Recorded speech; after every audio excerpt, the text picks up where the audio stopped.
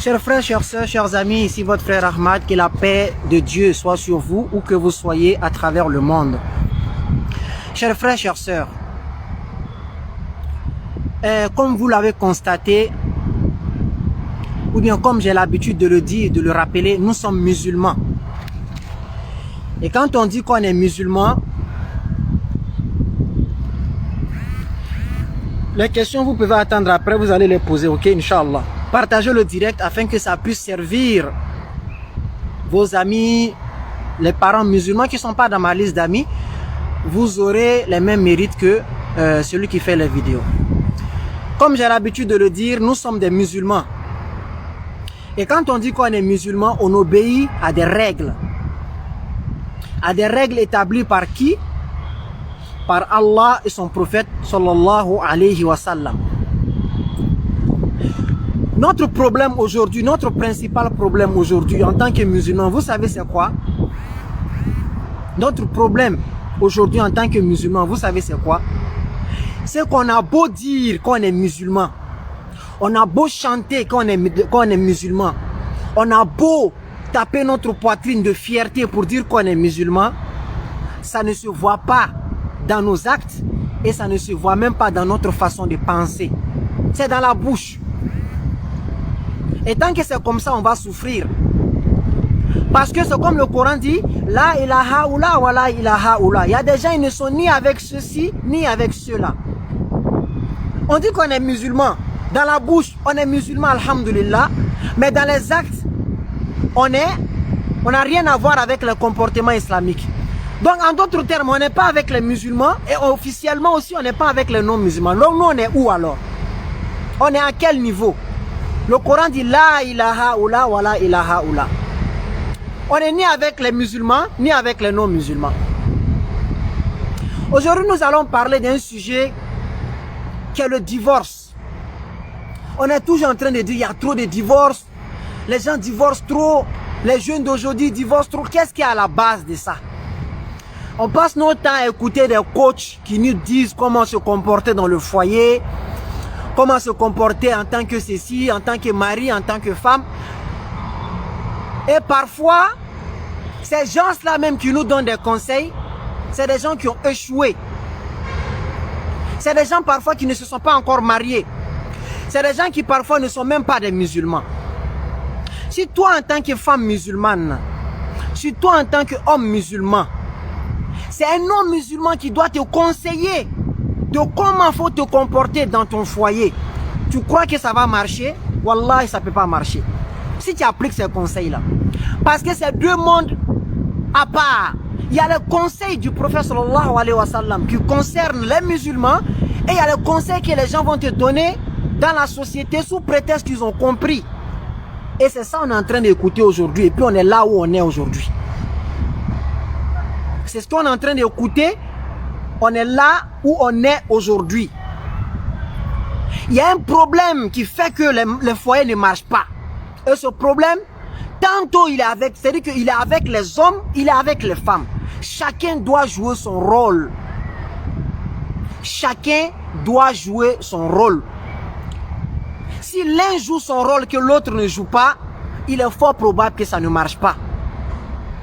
Et si les deux ne jouent pas leur rôle, là il n'y a aucun doute que ça ne va pas marcher. Chacun doit jouer son rôle dans le foyer et en tant que musulman. Quel est ce rôle-là? Mes frères, mes sœurs, comme je l'ai dit, partagez le direct afin que les musulmans qui ne sont pas dans ma liste d'amis puissent tomber là-dessus. Parce que je ne crois pas que tout ce que les gens regardent là, c'est parce qu'ils sont dans ma liste d'amis. C'est parce qu'ils sont tombés sur des gens qui ont partagé. Il y a des gens qui m'envoient des messages, me posent des questions alors qu'ils ne sont même pas dans ma liste d'amis.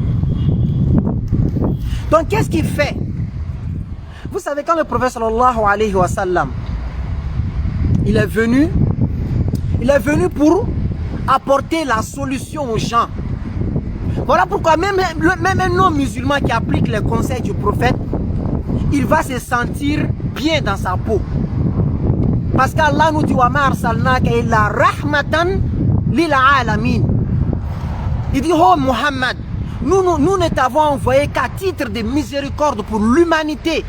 Si Allah avait dit illa rahmatan lil muslimin, ça n'allait concerner que les musulmans. S'il avait dit illa rahmatan lil mu'minin, ça allait concerner que les croyants. Mais Allah dit lil alamin, l'univers tout entier.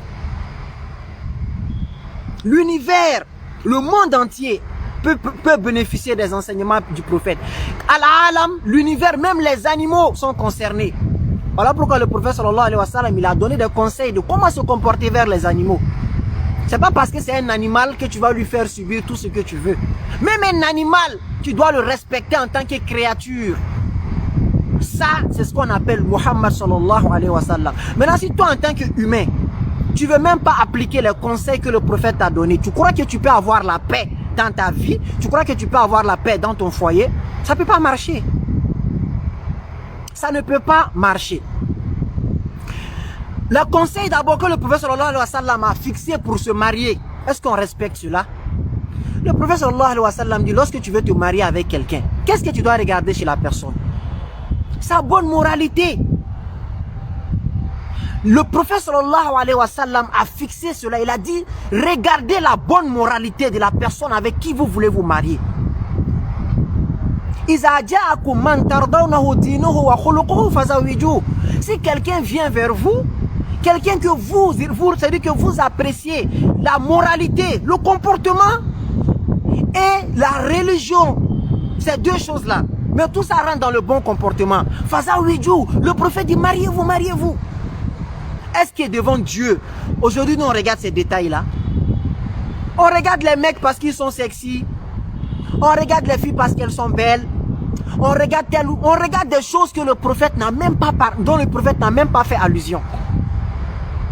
Si c'est beauté qui t'a, si tu t'es basé sur la beauté d'une femme pour l'envoyer chez toi, tu vas te lasser de sa beauté, sois-en sûr.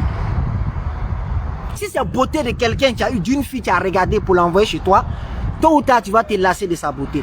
Quand tu vas l'utiliser 1 an, quand tu vas l'utiliser 2 ans, 3 ans, 4 ans, et que c'est la même chose là, tu vas te lasser de cette beauté là, parce que tu as regardé un critère que le prophète n'a pas mentionné. Tu peux regarder la beauté, mais après avoir regardé l'autre critère principal. Il y a des choses principales et il y a des choses facultatives. Nous, on fait le mélange. On confond tout. Tu veux regarder une fille qui est belle. Oui, elle est belle. Alhamdulillah. Tu l'as épousée parce qu'elle est belle. Mais d'abord, regarde d'abord le premier critère. Est-ce qu'elle est de bonne moralité? Si tu regardes ça d'abord. Tu veux épouser un mec parce qu'il est beau, il est sexy, il est chic, il est ceci. Oui, c'est bien beau. Mais est-ce qu'il est de bonne moralité? Tu as regardé ça d'abord. Maintenant, si tu t'appuies sur d'autres détails là, de ces détails que toi, tu considères comme importants, tu l'envoies chez toi. Après, il commence à y avoir des problèmes. Qui s'est mis dans le problème? C'est toi. Voilà pourquoi le prophète, il nous aime. Il nous a conseillé. Il dit, si vous voyez quelqu'un qui est doté de bonne moralité et qui aime la religion, épousez-le. Pourquoi il a parlé de religion? Parce que c'est avec ça qu'on va dans l'au-delà. Tes enfants, si ta femme n'aime pas la religion, elle ne peut pas leur inculquer comment on appelle, une éducation islamique. Ta femme ou bien ton mari, si tu vois, on dit la femme réveille ses enfants à 5 heures pour prier. Si tu vois, on dit le mari réveille ses enfants à 5 heures pour prier. Si tu vois, la femme demande aux enfants, est-ce que vous avez prié? Si tu vois les enfants, malgré qu'ils vont à l'école, la femme encore leur demande, est-ce que vous avez appris vos cours? Est-ce que vous savez? Elle fait attention. C'est parce qu'à la base, elle aime la religion. Voilà pourquoi le prophète a parlé de religion. Maintenant, si tu as une femme qui s'en fiche de ces choses-là, elle va juste se focaliser sur les détails. Est-ce qu'elles sont là à l'école? Est-ce qu'ils se sont lavés? Est-ce qu'ils ont mangé? Mais leur côté religion, c'est Yawmul Qiyamah, ils vont te mettre dans des problèmes. Parce qu'ils vont dire à Dieu, cette femme ou bien ce père-là, il ne nous a jamais enseigné la religion. Tes enfants vont être un obstacle pour ton entrée au paradis. Voilà pourquoi le prophète sallallahu alayhi wa sallam dit, regardez la bonne moralité et regardez la religion.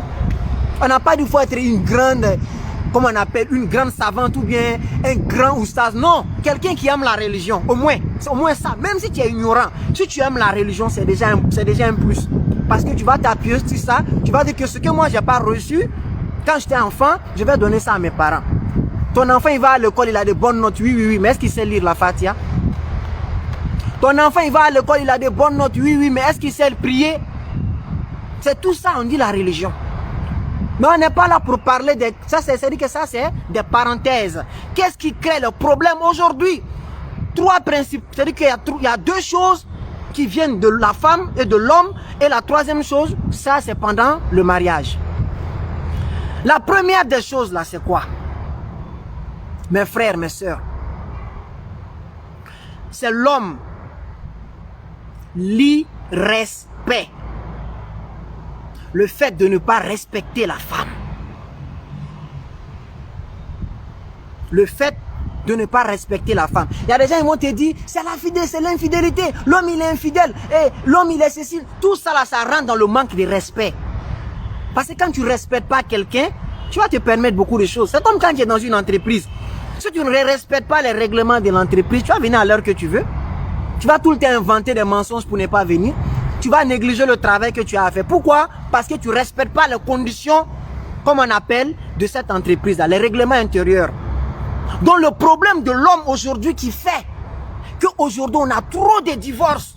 Premier problème, l'homme qui ne respecte pas sa femme. Je vous ai dit, le problème vient de l'homme et de la femme. Donc allons-y étape par étape. On va vous expliquer tout ça. Wallah, si tu n'as pas de respect pour ta femme, hein, soit il y aura toujours des problèmes, ou soit tôt ou tard vous allez divorcer. Parce que l'être humain, Dieu a créé l'être humain, chacun tient à son respect. Dieu a créé l'être humain, chacun tient à son respect. Si tu ne respectes pas la femme sous prétexte que c'est ta propriété privée, tu en fais ce que tu veux, tu lui marches dessus comme tu veux, tu lui parles comme tu veux, tu la maltraites comme tu veux, mon ami, il n'y a pas de moyen, vous allez divorcer. Même si c'est-à-dire qu'elle est la Sainte Marie, tôt ou tard, elle va en avoir marre, parce que son côté orgueil va prendre le dessus, tôt ou tard. Wallah, si tu respectes ta femme, quels que soient tes défauts, elle pourra te tolérer. Donc faites attention à cela, mes frères, mes sœurs.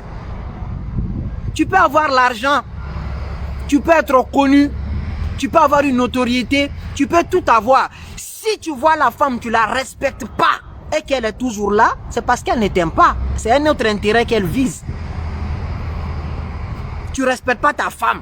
C'est clair pour elle que tu ne vas pas changer, que tu es comme ça depuis des années, mais elle est toujours là. Mon ami, ce qu'il a fait à soi là, faut bien chercher. C'est pas à cause de toi. C'est pas ton amour. C'est pas pour ton amour. Peut-être que tu as l'argent. Peut-être qu'elle est là à cause des pressions de ses parents. En tout cas, il y a mille et une raisons. Mais si tu ne la respectes pas, mais elle est toujours là, sache que c'est pas par amour. Sinon, si c'est par amour et qu'elle tient à toi, tu la respectes pas, tôt ou tard, elle va en avoir marre. Mes frères, mes sœurs. Voilà pourquoi le respect, il est très important dans le foyer. Al-Karama. Dieu même, il a honoré l'être humain en tant qu'humain. Même toi, en tant qu'humain, même si tu es un kafir, tu ne pries pas, Dieu te respecte. La preuve est que le musulman et le non-musulman, le soumis et celui qui n'est pas soumis, ils ont la même façon de vivre, non? Vis-à-vis de Dieu, je vais dire. Est-ce que Dieu a privé aux croyants ce qu'il donne aux non-musulmans? Est-ce que quand il pleut là, c'est les croyants seulement qui profitent? Est-ce que l'air, c'est les croyants seulement qui profitent? Tout le monde profite. Le bonheur de Dieu, quand ça vient, ça touche tout le monde. Parce que Dieu nous a respectés. Walaqad karramna bani Adam. Allah dit, wallahi, moi j'ai honoré l'être humain. J'ai respecté l'être humain. Même si tu n'es pas musulman. Après, on va juger, mais dans cette vie-là, je te respecte. Voilà pourquoi même quand tu meurs, tu n'es pas croyant, on doit t'enterrer. Pour ne pas que ton corps se décompose là. Pour que tu puisses être l'exemple. Pour qu'on puisse voir comment l'être humain se comporte. Et l'être humain devient quand il meurt. Allah dit, on n'a qu'à t'enterrer. Maintenant, si toi, en tant qu'humain, tu es allé prendre la fille de quelqu'un, tu es allé prendre une fille chez ses parents, tu l'as envoyée, tu te dis parce que c'est toi qui la nourris, c'est toi qui la habilles, elle dort sous ton toit, elle fait tout, ne va pas la respecter, est-ce que vous allez vous entendre? Tout ce que tu vas lui donner, est-ce qu'avant elle n'avait pas ça? C'est quoi toi tu vas lui donner que chez ses parents, elle n'avait pas? Même si tu es riche, elle vivait sans toi. Elle a vécu peut-être 20 ans, 25 ans ou bien 16 ans, peu importe à l'âge que tu l'as épousé. Toutes ces années-là, elle était chez ses parents, c'est pas toi qui la nourrissais. Donc ce que tu puisses lui apporter, en plus de l'amour, c'est le respect. Et nous, on a un sérieux problème. Nous, on a un sérieux problème. C'est que nous, aujourd'hui, il y a plein de gens qui ne respectent pas leurs femmes. Surtout chez les musulmans. C'est pour cela qu'on n'est pas les modèles. Aujourd'hui, quand tu parles de polygamie, les gens t'insultent. Pourtant, c'est-à-dire que c'est une prescription divine. Allah a commencé par deux, épouser parmi les femmes 2, 3, 4. Mais pourquoi aujourd'hui quand tu parles de ça on t'insulte? Parce que ceux qui font ça, on voit comment ils se comportent. Ceux qui ont dit que oui, c'est Dieu qui a dit on n'a qu'à faire, mais quand ils font, on voit les résultats. Parce qu'il n'y a pas de respect. Donc si tu dis que c'est Dieu qui t'a dit de faire ça, effectivement c'est Dieu qui t'a dit de faire. Mais en appliquant, tu dénigres la chose. C'est comme une fille voilée qui te dit c'est Dieu qui dit de la voiler, mais tu la vois avec tous les sales comportements, ou bien elle est sale, elle n'est pas présentable. Est-ce que toi qui ne portes pas le voile, là, tu peux avoir le courage? Donc ceux qui disent que non, polygamie c'est Dieu qui dit, mais est-ce que toi-même en pratiquant la polygamie, tu es l'exemple recherché, ou bien tu es devenu un obstacle à la polygamie? Donc c'est nous-mêmes les musulmans, c'est nous les hommes qui faisons que aujourd'hui il y a des problèmes partout. Quand les gens dénigrent l'islam, ce n'est pas à cause du prophète et ses compagnons, c'est à cause du comportement qu'on a dit, qu'on applique. Donc l'homme doit pratiquer le respect vis-à-vis de sa compagne. Tu dois la respecter au nom de tout ce qu'elle fait dans le foyer et au nom du fait que c'est elle la femme. Elle est vulnérable, elle a besoin de ta protection. Elle a besoin, si tu sais que tu l'aimes pas et que tu préfères rester, comme on appelle, loin pour ne pas créer des problèmes, vas-y. Mais quand tu entends dire comment on appelle, des violences conjugales ou bien ce genre de choses-là, ça fait partie du fait que tu ne la respectes pas. Même si à la base de ça, il y a quelque chose qui provoque ça, mais on va en parler quand on va aborder pour la femme. Donc les hommes, wallahi, je vous exhorte au respect de celle avec qui vous vivez. Respectez ces ventres qui portent vos enfants et avec des enfants dont vous êtes fiers plus tard. Si vous ne respectez pas les femmes, ça ne peut pas marcher. Maintenant, côté femme, c'est quoi le problème? Qu'est-ce qui fait qu'aujourd'hui, dans le couple, parfois, il y a des problèmes? On a parlé pour l'homme, c'est quoi la femme? On ne va pas chercher 1000 raisons. Il y en a qui vont dire que c'est l'infidélité, il y en a qui vont dire que toutes ces choses-là. Mais on n'est pas là pour énumérer 1001 raisons. On est là pour parler des choses qui trouvent que c'est fondamental. Si tu fais attention à ça, ça va éviter beaucoup de problèmes. Parce que les infidélités autres là, ça c'est dit que ça c'est le cas de force majeure. C'est pas ça qui est à la base de tous les divorces. C'est pas ça. Mais ce qu'on est en train de dire là, c'est à la base de 95% des divorces. Par exemple, quand je dis le respect, quand tu vas voir que la femme va venir se plaindre, dans la façon de décrire, tu vas comprendre qu'il y avait un manque de respect. Ou bien, il y a plein de gens qui viennent s'asseoir pour expliquer pourquoi ils ont divorcé, mais ils ne parlent pas d'infidélité dedans. L'infidélité en fait partie, mais c'est-à-dire que ce n'est pas la raison principale. Donc l'homme, j'ai exhorté le respect à la femme. Et pour l'homme, la femme c'est quoi? Mes frères, mes sœurs, c'est le manque de soumission. Quand on parle de soumission aujourd'hui, il y en a qui vont comprendre ça. Calmez-vous, on va vous expliquer les choses. Quand tu parles de soumission aujourd'hui, il y a des gens qui se disent féministes. Ah, le temps a changé. Le monde est révolu. La femme ne doit plus se soumettre. Qu'est-ce que vous entendez par soumission? Est-ce que tu es demandé d'être soumise à ton mari? Est-ce que c'est de devenir un chiffon? Est-ce que c'est de devenir une serpillère dans la maison? Est-ce que c'est de devenir une esclave dans la maison? Là, wallah, c'est pas ça. La soumission de la femme est obligatoire en islam, dans le foyer. Si tu veux être l'homme, c'est-à-dire qu'à la même place de l'homme dans ton foyer, ça ne peut pas marcher, ma soeur. Même si le monde évolue et qu'on vit 1000 ans, c'est-à-dire qu'on vit 50 000 ans encore, et qu'il y a des groupes de féministes qui viennent dire la femme ceci, la femme cela, tant que nos sœurs ne vont pas se soumettre à leur mari, wallah, il y aura toujours des problèmes. Mais quand on parle de soumission, c'est vague. Voilà pourquoi certaines personnes font de la récupération pour dire non, les femmes ne doivent plus se laisser se faire. Est-ce que ça on parle de soumission? La soumission c'est quoi? Tu dois donner le bâton de commandement à ton mari. Wallahi, même si tu es riche, il est pauvre. Ton mari, il est supérieur à toi dans le foyer. C'est moi qui l'ai dit? Là. Allah dit « Ar-rijalu qawwamuna ala nisa ». C'est Allah qui a dit ça. Et comme je l'ai dit, vous me retrouvez au début, je reviens à ce que j'avais dit au début, c'est qu'aujourd'hui on dit qu'on est musulman, mais on a des mentalités non islamiques. On a des mentalités non islamiques. On a beau dire qu'on est musulman, dans les pratiques ça ne se voit pas. La soumission de la femme dans l'islam pour son mari est obligatoire et c'est fondamental. Si tu vois aujourd'hui, quand tu dis 1, ta femme dit 2, quand tu dis A, elle dit Z, là, qu'est-ce qui fait ça? C'est le manque de soumission. Si vous voyez, on a plus de problèmes aujourd'hui. Nous qui sommes allés à l'école, nous qui sommes diplômés, nous qui sommes éveillés, nous qui sommes ceci, cela. Et que nos mamans, elles n'avaient pas ça. Vous savez pourquoi? Elles étaient soumises à leur mari. En ce moment, il n'y avait pas de réseaux sociaux. Nos mères, elles étaient soumises à leur mari. Et nous, aujourd'hui, la nouvelle génération, plus on dit on est éveillé, plus on va voir de toutes les couleurs. Parce qu'on veut dicter des nouvelles règles dans la vie. Une vie que nous n'avons pas créée. Une vie dont nous n'avons pas le monopole. Regardez le taux de divorce aujourd'hui. C'est les jeunes. Quand tu entends sur 10 divorces, peut-être que tu vas voir qu'il y a une mère ou bien 2 mères là-dedans. Quand je dis mère, je parle des femmes adultes, des femmes âgées. La plupart, quand tu vois, c'est dit que c'est les tranches d'âge là, c'est moins de 35 ans. Et puis pour descendre. C'est là. Parce que c'est là où les gens n'ont pas compris. C'est quoi le foyer? C'est là où les gens n'ont pas compris. C'est quoi le foyer? Aujourd'hui, quand tu demandes à la femme de se soumettre, les gens vont venir te dire, non, non, non, il faut te soumettre jusqu'on va te tuer. Mais non, on ne parle pas de ça. Une femme qui est battue par son mari par injustice, une femme qui est humiliée, une femme qui vit pas, qui n'a pas le respect, comme je l'ai dit au début, ça revient à ce que j'ai dit, elle peut demander à partir. Parce que l'homme ne la respecte pas dans sa dignité en tant que femme, elle peut demander à partir. Mais toi-même en tant que femme, est-ce que tu es soumise à ton mari? Le prophète sallallahu alayhi wa sallam dit, écoutez bien cette partie-là, hein, il dit, si moi, Mohammed, je devais demander à un être humain de se prosterner pour un être humain, son semblable, est-ce que j'allais demander à l'enfant de se prosterner pour sa mère? Est-ce que j'allais demander au patron de se prosterner, à l'employé de se prosterner pour son patron? Wallah, il dit, j'allais demander à la femme de se prosterner pour son mari. Mais pourquoi elle ne l'a pas fait?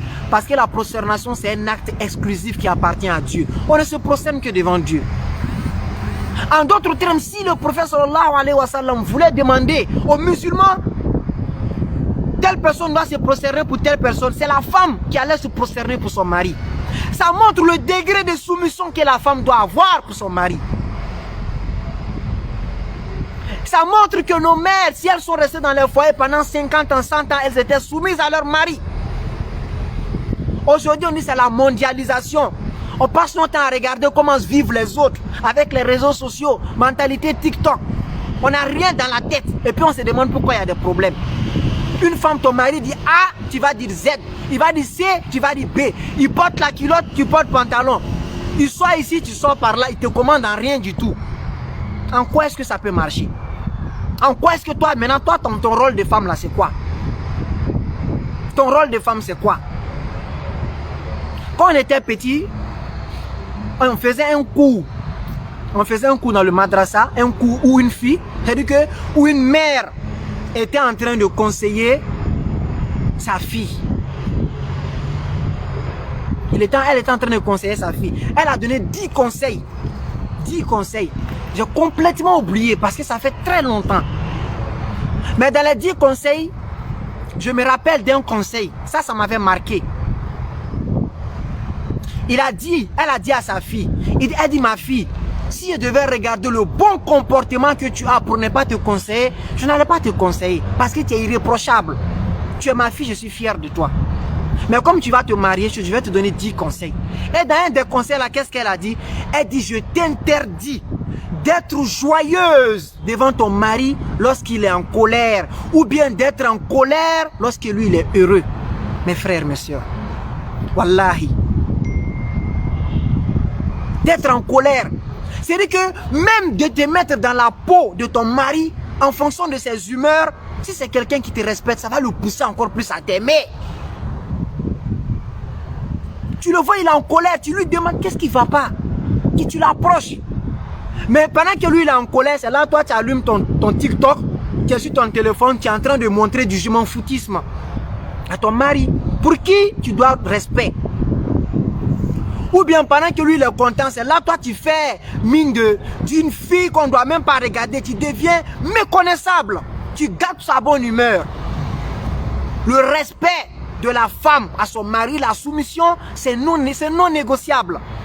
Vous allez écouter 1000 coachs qui vont venir vous parler de comment on se comporte dans le foyer. Si elles ne vous disent pas de vous soumettre à vos maris, wallahi, elles sont en train de vous blaguer.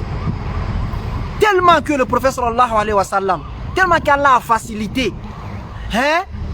C'est-à-dire que l'islam pour la femme, regardez ce que l'islam dit, qu'une femme qui fait bien, comme on appelle, ses prières, qui fait bien son ramadan, et qui obéit à son mari, je ne sais pas, il y a un quatrième que j'oublie là, que si elle meurt, Allah va ouvrir les 8 portes du paradis pour dire, madame, choisissez la porte que vous voulez. Pourquoi Allah a mis, c'est-à-dire obéissance au mari là-dedans? Pourquoi? Vous pensez qu'il y a un truc qui va faire rentrer au paradis là, c'est facile? C'est pas facile. Parce que pour obéir à son mari, lui donner le bâton de commandement, le rendre, c'est-à-dire que faire de lui le chef de famille, wallahi, c'est pas toutes les femmes qui peuvent faire ça. Elles vont t'envoyer 1000 arguments, mais ça ne remplace pas la parole de Dieu. Et le prophète sallallahu alayhi wa sallam dit, une femme qui est en règle dans ses prières, hein, dans son adoration, si elle meurt et que son mari est triste, c'est-à-dire qu'il la réclame, elle va aller au paradis. Allahu Akbar. C'est de la même façon, si tu meurs et que ton mari, il est en colère après toi et que cette colère est justifiée, tu compromets ta chance d'aller au paradis. Mais pourquoi nos soeurs ne veulent plus revenir à la religion? Vous pensez que c'est les réseaux sociaux, ben c'est les mentalités féministes qui vont, comme on appelle, qui vont vous aider à éduquer vos enfants, qui vont vous aider à rester dans le foyer? Plus les réseaux sociaux sont en train de grandir, plus le taux de divorce est en train d'augmenter, plus il y a les malheurs dans le foyer. Parce que nos mères, là, elles n'écoutaient pas ce genre de choses-là. Nos mères, elles pouvaient faire 50 ans. Demandez à votre mère si elle est en vie. Si depuis elle est avec votre père, si elle n'a pas vu des milliards de frustrations, mais pourquoi elle est là? Elle est là de sorte que tu crois même que, hein, qu'elle n'a jamais connu la souffrance. Mais elle en a connu plein. Elle a connu la frustration. Mais elle a su persévérer. Elle a su pardonner. Elle a toujours su protéger son foyer. Et en retour, nos pères aussi, ils n'écoutaient pas les TikTok là. Quand il y a dit TikTok, c'est pas le réseau social. La dernière fois, quelqu'un a dit, faut pas t'en prendre. Quand on parle, écoutez, on parle des gens qui véhiculent des mauvais messages. C'est sur Facebook, c'est sur YouTube, c'est sur tout ce que vous voulez, même à la télé, même dans les médias. Ce sont les gens qu'on accuse, c'est pas les réseaux là. Mais pour abréger, on dit TikTok. Juste pour, c'est une façon de parler. Nos pères, ils savaient respecter les mères. Et leurs mères savaient se soumettre. Voici les deux choses qui ont fait qu'aujourd'hui, ils ont 80 ans, mais ils sont là. Les papas savaient respecter leurs femmes et les mères étaient soumises à leur mari. Ma soeur, tu peux être la femme la plus intellectuelle du monde que tu veux. Tu peux être la femme la plus belle du monde, la femme la plus riche. Quand tu es marié à un homme, tu lui dois obéissance et soumission. On n'a pas dit d'être son esclave, mais c'est dit que c'est lui qui a la parole en tant que musulman. Et toi en tant que l'homme, quel que soit ton degré, ton degré de responsabilité, ton degré de notoriété, ta richesse, wallahi, même si tu maries une fille qui est villageoise, c'est toi qui allais la marier, tu lui dois respect et considération. Wallahi, si vous faites attention à ces deux choses-là, hein, le taux de divorce va chuter, va diminuer. Les hommes, respectez vos femmes. Les femmes, soyez soumises. Quand votre mari parle, taisez-vous. Quand il vous dit de faire quelque chose qui n'est pas une atteinte à votre intégrité, à votre honneur, faites-le. Sachez vous sacrifier. Sachez vous sacrifier pour certaines choses. Vous ne vous sacrifiez pas pour quelqu'un d'un inconnu dans la rue. C'est votre mari. Celui qui vous voit tel que Dieu vous a créé, nu, comme il en a envie. Quand il vous dit telle chose, il n'y a rien. Il faut être orgueilleuse dehors. Mais il ne faut pas être orgueilleuse pour ton mari. Dehors, il faut être une femme intraitable. Dehors, il faut incarner la peur si tu veux. Mais ton mari, tu dois incarner, c'est-à-dire que la quiétude. Tu dois incarner le respect. Tu dois incarner c'est-à-dire que la tranquillité. Quand il te voit, il ne doit pas avoir peur. Il ne doit pas avoir peur de t'approcher. Il ne doit pas avoir peur de te parler. Qu'est-ce qui peut faire ça? C'est la soumission. Donc ceux qui vous disent non, la femme doit plus se soumettre là. Ils ont gâté le monde. Wallahi, ils ont gâté le monde. Ils ont gâté le monde. Parce que quand nous on dit soumis là, on fait allusion à quoi? On ne demande pas à une femme de devenir une serpillère ou bien un chiffon dans la maison que l'homme piétine, il marginalise. On ne parle pas de ça. On dit la femme doit reconnaître que c'est l'homme qui est le chef. Si elle est musulmane, si vous êtes musulman, si vous n'êtes pas musulman, que vous avez d'autres mentalités, là il n'y a pas de débat. Ça, ce sont les deux choses. La troisième des choses, c'est pendant le mariage, mes frères, mes soeurs. Recherchez la baraka pendant votre mariage plutôt que le match vu. Un mariage qui est fait avec moins de tapage, avec moins de dépenses, il a plus de baraka qu'un mariage qui est fait avec beaucoup de tapage. Vous voyez les tapages, les gens font n'importe quoi pour se faire voir. Le jour de mon jour, ils font du gros n'importe quoi. Voilà, yazkurun Allah, ils n'invoquent même pas Dieu. Le jour qui semble être le plus important de leur vie va être le jour où on commet le plus de péchés. Et puis après, tu te demandes, qu'est-ce qui ne marche pas? Pourquoi ça ne marche pas? Mon frère, ma soeur, c'est parce que pendant ton mariage, c'est les satans, les démons qui étaient là. Les anges n'étaient pas là. Malaïkatul Rahma, les anges de la miséricorde qui devaient te bénir, toi et ton foyer là, ils n'étaient pas là. C'était les démons qui étaient là. Et pendant que tu te déhanchais, tu faisais n'importe quoi, c'était ces diables-là qui étaient là.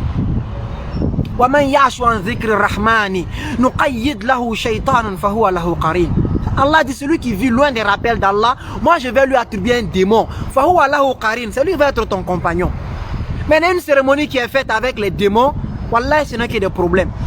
Je dis, tu entends des gens, telle personne a tué telle personne, ça revient à ce qu'on a dit, c'est que l'homme n'a pas su respecter la femme. Entre les deux, il y a quelqu'un qui n'a pas joué son rôle. Si les deux avaient joué leur rôle, la femme était soumise au même truc que l'homme la respectait, le problème va venir d'où? Quand on dit soumission, là, ça rentre dans beaucoup de choses. Mais malheureusement, aujourd'hui, on ne fait pas attention à ces détails-là. Donc, c'est ce que je voulais vous dire. Et je vous exhorte encore, s'il vous plaît, de partager ce direct-là, afin que les musulmans qui ne sont pas dans ma liste d'amis puissent en bénéficier. C'est des paroles d'Allah, ce n'est pas mes paroles. C'est des paroles de rappel. Allah dit rappel, le rappel profite aux croyants. Mais comment ça va leur profiter s'ils ne voient pas? Quand c'est du n'importe quoi, tu vois 50 000 vues, 100 000 partages. Quand nos blogueurs viennent s'asseoir, ils racontent n'importe quoi. Les gens sont là-bas, on dirait qu'on les paye même pour regarder. On dirait que si le direct finit, il y aura virement sur leur compte. Ils ne gagnent rien là-bas si ce n'est des péchés. Et écoutez, c'est dit que les commérages, les diffamations et les mensonges. Mais quand c'est les paroles d'Allah, mais c'est pas étonnant. Puisque Allah même en a déjà parlé dans le Coran. Quand c'est des paroles de bonne, c'est-à-dire que de bonne moralité, de bons conseils, là, ils n'en ont rien à faire. Mais quand c'est du n'importe quoi, c'est là que ça attire les gens. Donc ça aussi c'est un peu les aléas des réseaux sociaux. Partagez la vidéo, c'est-à-dire que partagez afin que les musulmans qui ne sont pas dans ma liste d'amis puissent également en bénéficier. C'était votre frère Ahmad. Tout ce que j'ai dit, si c'est correct, ça vient d'Allah, ça ne vient pas de moi. Mais s'il y a des erreurs dedans, ça vient de moi, ça vient de Shaitan. L'islam n'est pas coupable de ce que je dis et Allah n'a rien à voir avec les erreurs. C'était votre frère Ahmad. Wassalamu alaikum wa rahmatullahi wa barakatuh.